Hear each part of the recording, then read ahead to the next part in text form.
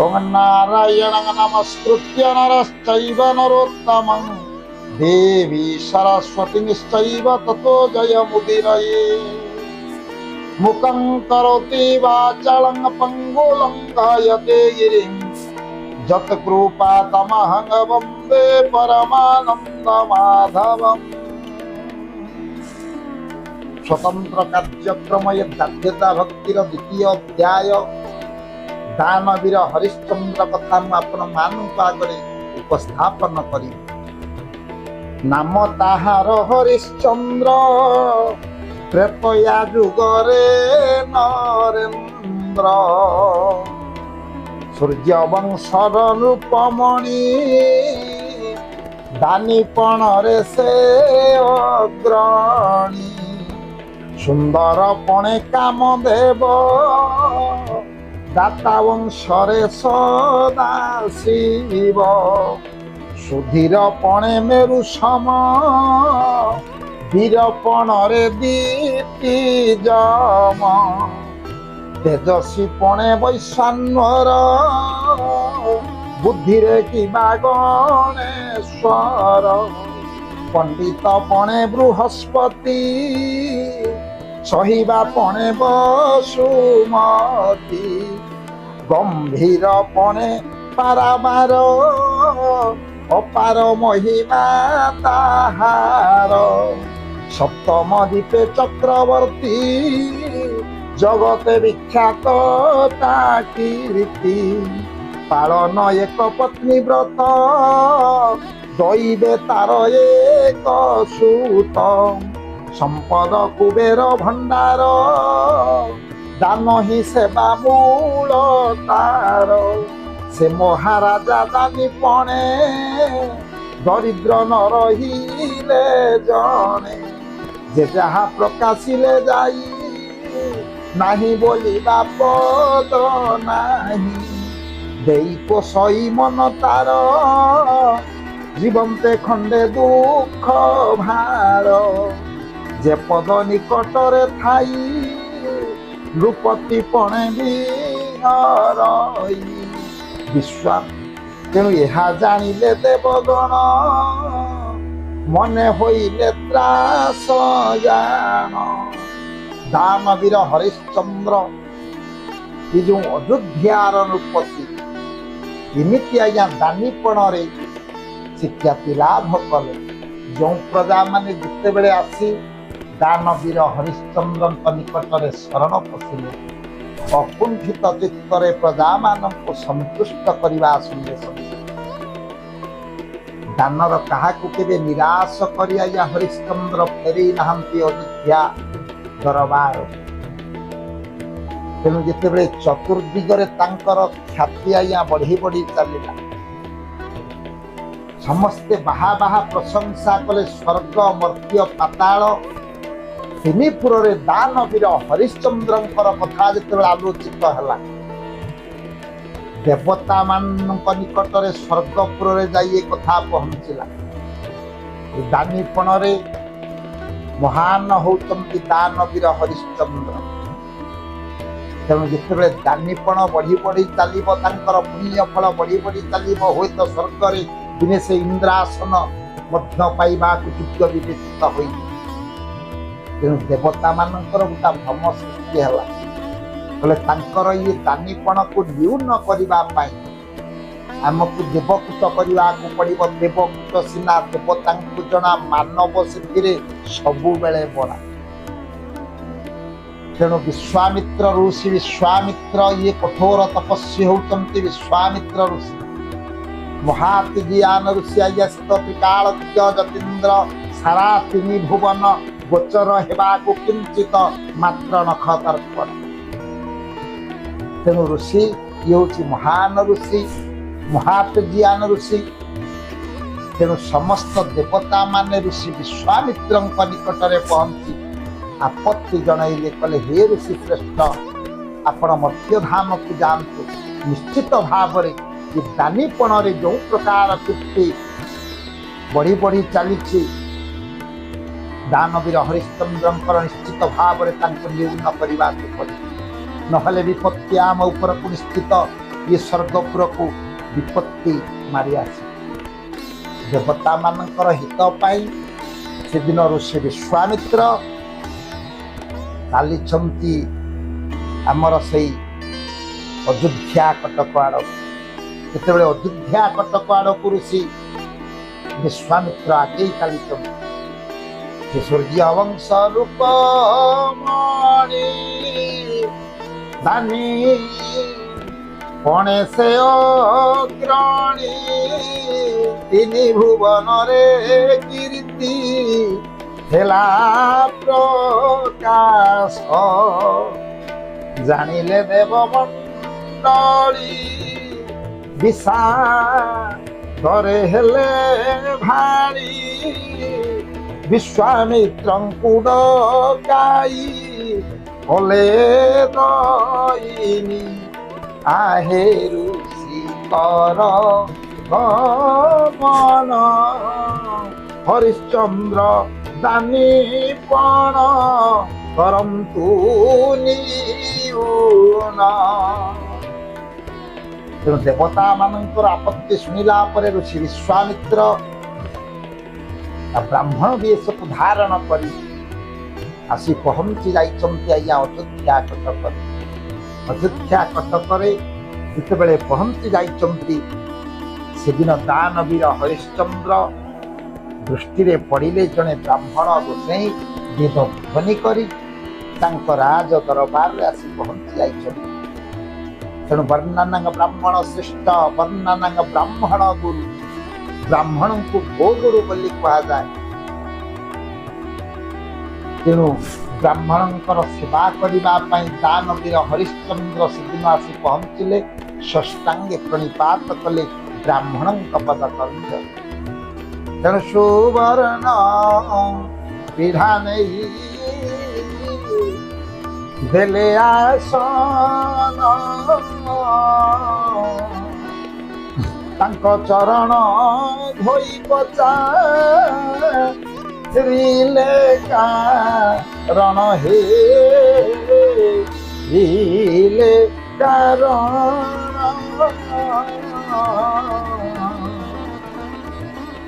सहस्ତରେ विश्वामित्रंकर पद को धौत करी हे मुनिश्रेष्ठ आपणकर पाद पड़ीछा कि मो अयोध्या कटक ये अयोध्या कटक मोर धन्य हो गला।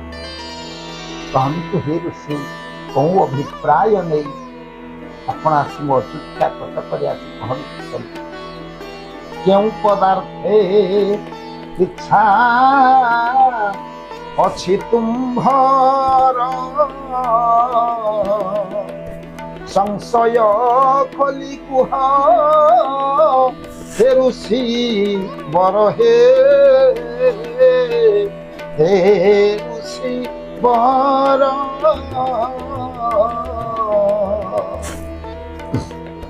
पदातले मथा नत करी सेदिन राजा हरिश्चंद्र शरण पशिले हे मुनिश्रेष्ठ कौन अभिप्राय नहीं कौन आवश्यक पड़ा आपण मो प्रतीक्षा कटक आपणकर पुण्य पाद पड़ी जीवन मोर धन्य है।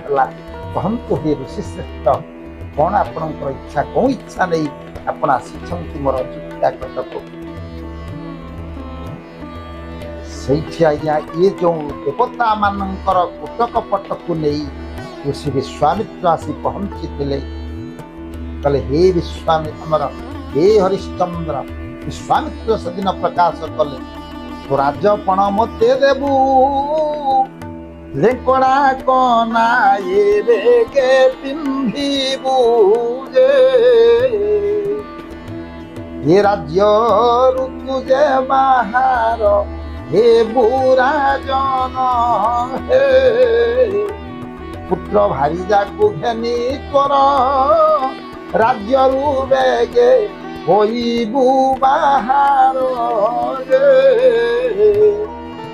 भुंजी विराज भोग मोहर राजन हे एथे अधिकार तोर नाही राजन हे।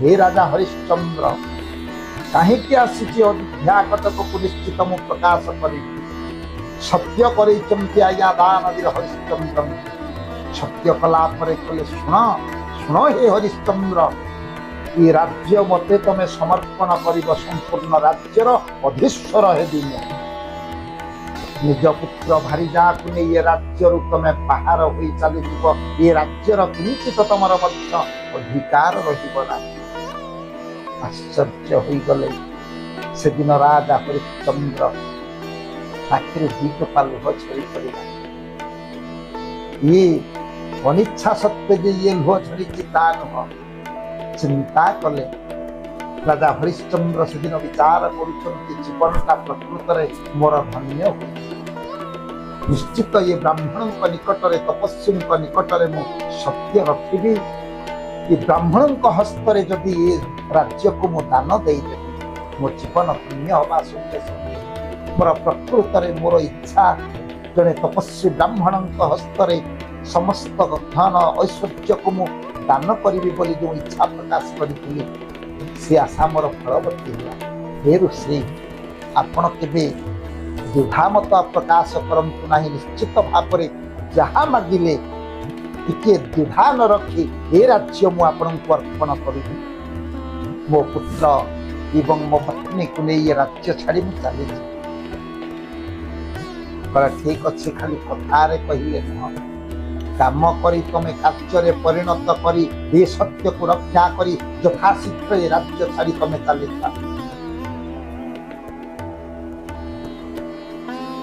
दानवीर हरिश्चंद्र से दिन एति कथा शुणी सम्मति प्रदान करी काल विलंबन कर सिंहासन बसई ऋषि विश्वामित्र कले एति होइनी हे महर्षि आपण हेले अधीश्वर अधिष्ठा करे मो प्रजापुंज मनरे दिने हेले मु दुख प्रदान करी मो प्रजापुंज को देमिति तमे सुखरे पालन लालन करी मनरे केते तुम दुख दबना बेसिक दैनी आपण निकट ये दैनी को आप निश्चित रक्षा कले मुझे अधीश्वर अयोध्या कटक निश्चित भाव सुख वांछयति सर्वे तत्धर्म समुद्भव समस्ते तो सुख चिंता करती सुख वांछा करती सुखटी आज्ञा मिले कि ना तत्धर्म समुद्भव तमें हूँ धार्मिक प्रवर राजा महादानी तुम्हें तुम्हें दान करदेल राज्य को मो निकट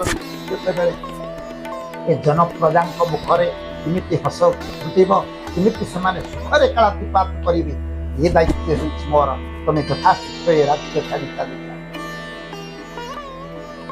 तेणु से दिन विश्वामित्र वचनबद्ध राणी सभ्यांक निकट में पहुंची गले स्वामी मुखमंडल को म्लान देखी मलिन देखी से दिन सभ्या चिंता कले स्वामी कौन सी बोधे दुख पड़ी नहले कहीं मुखमंडल विषर्ण देखा राज्य दान दे से मुखमंडल विषर्ण हो दुख हो से कथा नुह मु तो मो राणी सभ्या को कथा जन पुत्र रोहितर बा कौन दोष अच्छी से सर्पहरा कर तथापि समस्त कथा जिते स्वामी निकट से दिन अवगत होती सभ्या प्रकृत सहधर्मिणी आज्ञा क्या कहुए स्वामी धर्म को जे रक्षा करिबारे सहायक हो से होचंती प्रकृत सहधर्मिणी सधर्मिणी बिना धर्म परिवार निषेध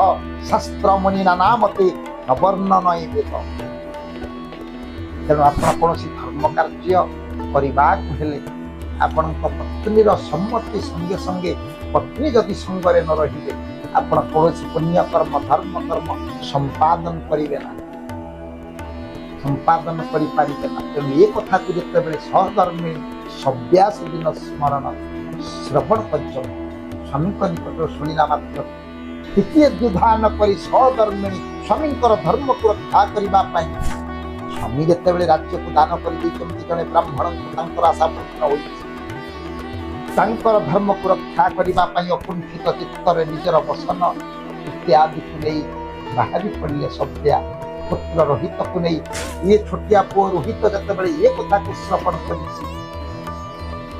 ବାପାଙ୍କର ପୁଣ୍ୟକୁ ରକ୍ଷା କରିବା ପାଇଁ ଶ୍ରଦ୍ଧାରେ ପିତୃ ଆଜ୍ଞା ପାଳେ ଉତ୍ତମ ପୁତ୍ର ସେ ଶୟଳେ। ଛୋଟିଆ ପିଲା ହେଲେ ମଧ୍ୟ ତା ନିକଟରେ ଦିବ୍ୟ ଜ୍ଞାନ ଅଛି। ଯେମିତି ବାପାଙ୍କର ସେମିତି ପୁଅ ବ୍ରାହ୍ମଣଙ୍କ ହସ୍ତରେ ରାଜ୍ୟ ଦାନ ଦିଆହେଇଛି। ଏ ରାଜ୍ୟରେ ଆମେ ରହିବା ନା, ଏ ରାଜ୍ୟ ଛାଡ଼ି ଆମେ ଚାଲିବା। ତିନି ଜଣ ଆଜ୍ଞା ସତିଆ ହରିଶ୍ଚନ୍ଦ୍ର ଏବଂ ରୋହିତ ରାଜ୍ୟ ଛାଡ଼ି ଯେତେବେଳେ ଚାଲିଯିବା ପାଇଁ ଉଦ୍ୟତ ହେଉଛନ୍ତି, ବିଶ୍ୱାମିତ୍ର କହିଲେ ଅଟକି ଯାଅ ରାଜା, ଅଟକି ଯାଅ। ତମେ ଚାଲିଗଲେ ଯେ ମୁଁ ରାଜ୍ୟ ପ୍ରାପ୍ତି ହେଲି ଏ କଥା ନୁହଁ। କହନ୍ତି ବିଶ୍ୱାମିତ୍ର ମୁନି ଶୁଣ ରାଜନ ମହାମୁନି, ପୁତ୍ରଙ୍କୁ ପିତାଙ୍କୁ ପୁତ୍ରଟି ଯେମନ୍ତ, ଦାନକୁ ଦକ୍ଷିଣା ତେମନ୍ତ। କହିଲେ ରାଜା ହରିଶ୍ଚନ୍ଦ୍ର ତମେ ସିନା ମତେ ରାଜ୍ୟଟି ଦାନ ଦେଲ, ତମେ ଯେମିତି ତମ ପୁତ୍ରକୁ ପିତାକୁ ପୁତ୍ରଟି ଯେମନ୍ତ, ତମେ ପୁତ୍ରକୁ ନେଇ ସଙ୍ଗରେ ଯାଉଛ, ଦାନକୁ ଦକ୍ଷିଣା ତେମନ୍ତ। ତମେ ଦାନ ଦେଇଛ ରାଜ୍ୟଟି, ମୁଁ ଦାନରେ ପାଇଛି ସତ୍ୟ, ହେଲେ ଏ ଯାଏ ଦକ୍ଷିଣା ପ୍ରାପ୍ତ ହେଇନେଇ, ଦକ୍ଷିଣାଟା ମତେ ପ୍ରଦାନ କର।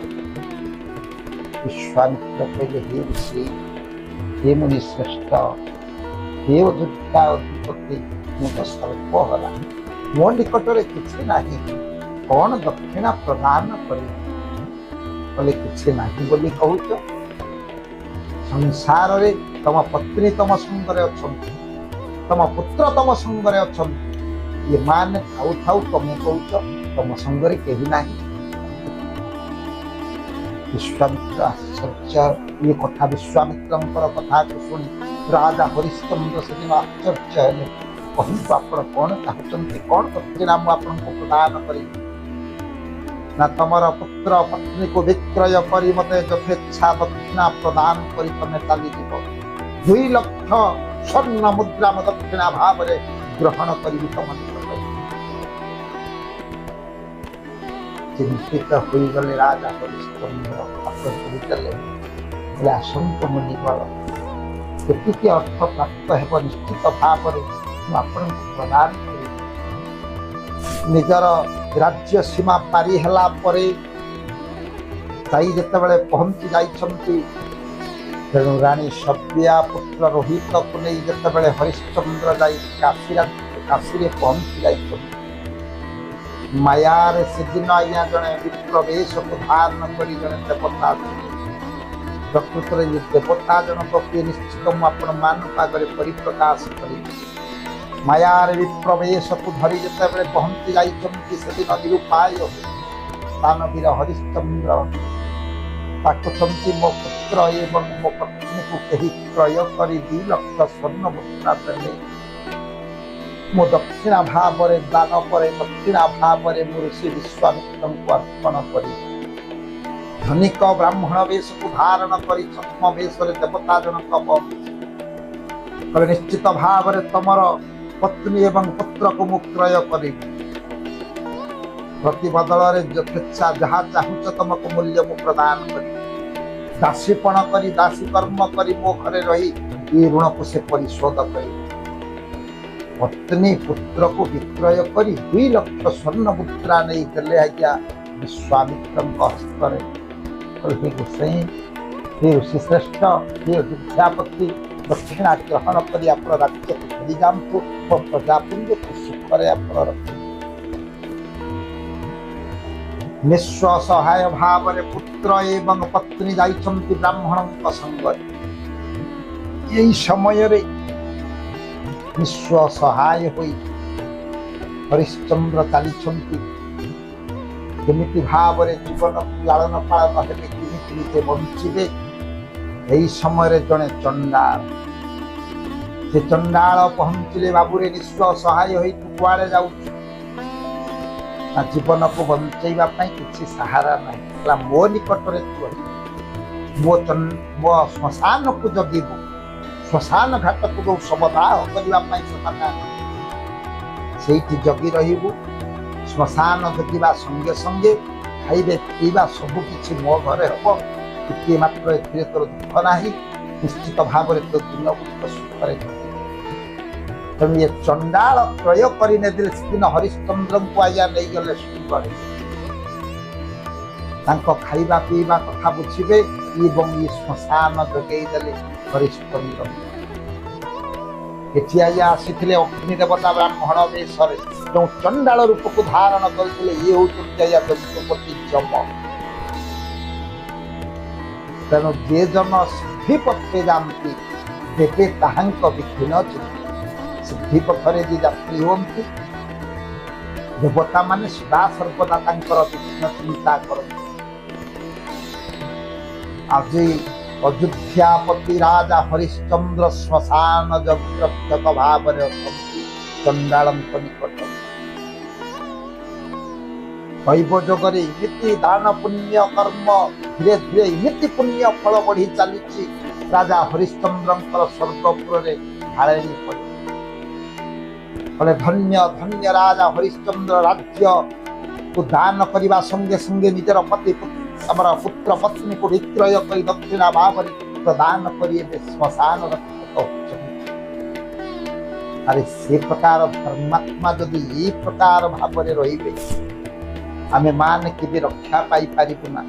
ଅନ୍ୟାୟ ତାଙ୍କର ପ୍ରକୃତରେ ଏ ସତ୍ୟ ନ୍ୟାୟ ପାଖରେ ଆମେ ସବୁ ହାର ମାନିବୁ। ଦେବତା ମାନେ তিনি ବିଚାର କଲେ ନିଶ୍ଚିତ ଭାବରେ ତାଙ୍କୁ ସ୍ୱର୍ଗକୁ ଫେରାଇ ଆଣିବାକୁ ପଡ଼ିବ। এই କଥା ଚିନ୍ତା କରି ତକ୍ଷକକୁ ପଠେଇ ତକ୍ଷକକୁ ନିର୍ଦ୍ଦେଶ ହୋଇଛି। ତକ୍ଷକ ନାଗ ଆସି ପହଞ୍ଚି ଯାଇଛନ୍ତି ମର୍ତ୍ତ୍ୟଧାମରେ। ରୋହିତ ଯେଉଁ ପ୍ରଭାତରୁ ଉଠି ପ୍ରତ୍ୟେକ ଦିନ ଭଳି ବ୍ରାହ୍ମଣଙ୍କ ପୂଜା ଉଦ୍ଦେଶ୍ୟରେ ଯେତେବେଳେ ପୁଷ୍ପ ଚୟନ ବା ଫୁଲ ତୋଳିବାକୁ ଯାଇଛନ୍ତି ଦଂଶନ କରିଛନ୍ତି ଆଜ୍ଞା ତକ୍ଷକ। ମା ଡାକି ସେଦିନ ରୋହିତ ପଡ଼ି ଯାଇଛନ୍ତି ଫୁଲ ଗଛରୁ ତଳେ ପଡ଼ିଯାଇ ମା ବୋଲି ଡାକିଛନ୍ତି, ଛଟପଟ ହେଉଛନ୍ତି ବିଷଜ୍ୱାଳାରେ। ଏତିକି ବେଳେ ମା ସବ୍ୟା ଆସି ଦେଖିଲେ ଆଜ୍ଞା ପୁଅ ଅଚେତ ହୋଇ ତଳେ ପଡ଼ିଛି। ସାପର ଗରଳ ବହି ଯାଉଛି ମୁଖରୁ। ମୁଣ୍ଡ ପାଣେଇ ଦେଲେ ସେଦିନ ସବ୍ୟା।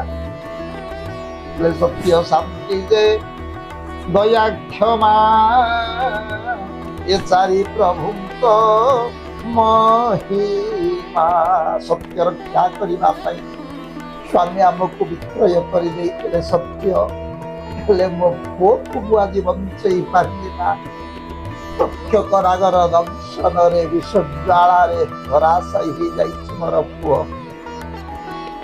ମୁଣ୍ଡ ପିଟି କାନ୍ଦୁଛନ୍ତି ରାଣୀ ସବ୍ୟା। ଏତିକିବେଳେ କପଟ ବେଶୀ ଛଦ୍ମ ବେଶୀ ବ୍ରାହ୍ମଣ ରୂପରେ ଯେଉଁ ଦେବତା ପହଞ୍ଚିଲେ।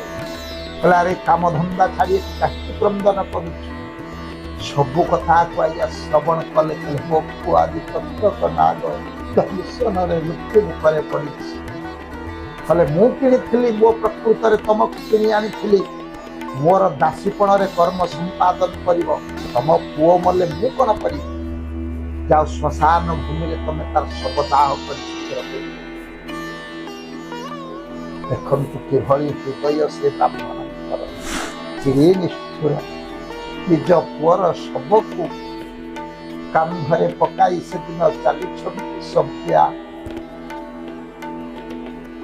ସୂର୍ଯ୍ୟ ଅସ୍ତ ହେବାକୁ ଅନ୍ଧକାର ଧୀରେ ଧୀରେ ଦରାବକ୍ଷକୁ ମାଡ଼ି ଆସୁଛି। ଏକାକି ବି ସବ୍ୟା ଚାଲିଛନ୍ତି ପୁଅ ଶବଟିକୁ ଦାହ କରିଦେବେ ଶ୍ମଶାନ ଭୂମିରେ। ଦୈବ ଯୁଗରେ ଯୋଉଠି ଆଜ୍ଞା ଶବ ଦାହ କରିବା ପାଇଁ ସଭ୍ୟ ଯାଉଛନ୍ତି ସେଇ ଶ୍ମଶାନର ରକ୍ଷକ ହେଉଛନ୍ତି ବୀର ଦାନବୀର ହରିଶ୍ଚନ୍ଦ୍ର। ଦୂରରୁ ଦେଖିଲେ ଆଜ୍ଞା ଶବ ଦାହ କରିବା ପାଇଁ ଜଣେ ପୁତ୍ର ସନ୍ତାନକୁ ଜଣେ ନାରୀ କରି ଚାଲିଛନ୍ତି। ସାବଧାନ ବୋଲି ଡାକିଦେଲେ ମାସୁଲ ନ ଦେଇ ଏଠି ଶବ ଦାହ କରିପାରିବେ ନା। ଏ କଥା କେବେ ସମ୍ଭବ ହୋଇପାରିବେ ନା। ସମସ୍ତଙ୍କୁ ମାସୁଲ ଦେବାକୁ ପଡ଼ିବ।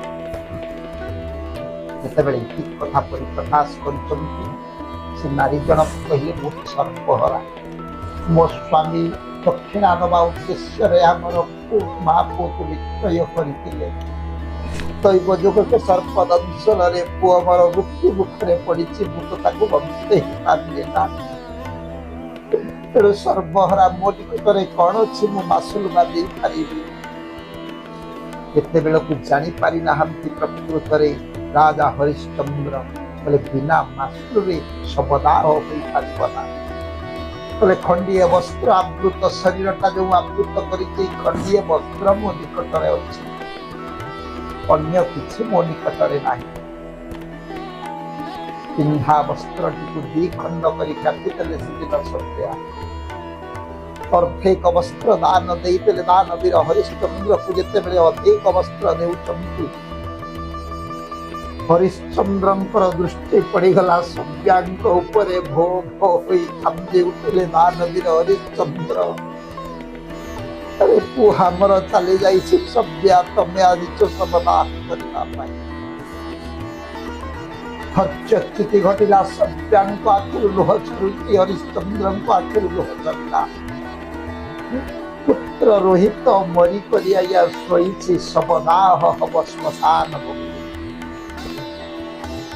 देवता मानकर आतंक पड़ा देवमंडली समस्ते भीतग्रस्त हो गले दानवीर हरिश्चंद्र पुण्य जिते बढ़ी बढ़ी चरम सीमार जा पहुंचा लगी स्वर्गपुर को जदि आम न आनिबा निश्चित भाव अभिशाप पड़ो आम उपर से शाप प्रदान कले सी भली जो सत्य संध न्याय रक्षक प्रति जो प्रकार परीक्षा आम अन्याय अत्याचार कर आमको दंड भोगवा पड़े मातली को आइया डके जाओ मातली स्वयं मर्त्य धाम निश्चित ये दानवीर हरिश्चंद्र स्वर्ग को नहीं आसी मातली रथ नहीं पहुंचला कहला हे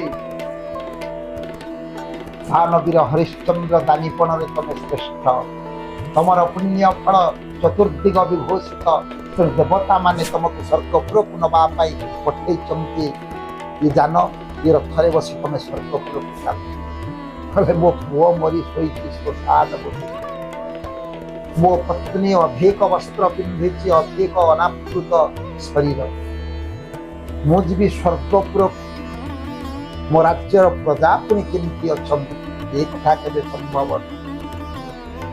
देवमंडली आसी पहुंचला या मध्य धाम परीक्षा सरी से दिन दानवीर हरिश्चंद्र मंत्रपुत मारी छिंचिदेले से दिन आइया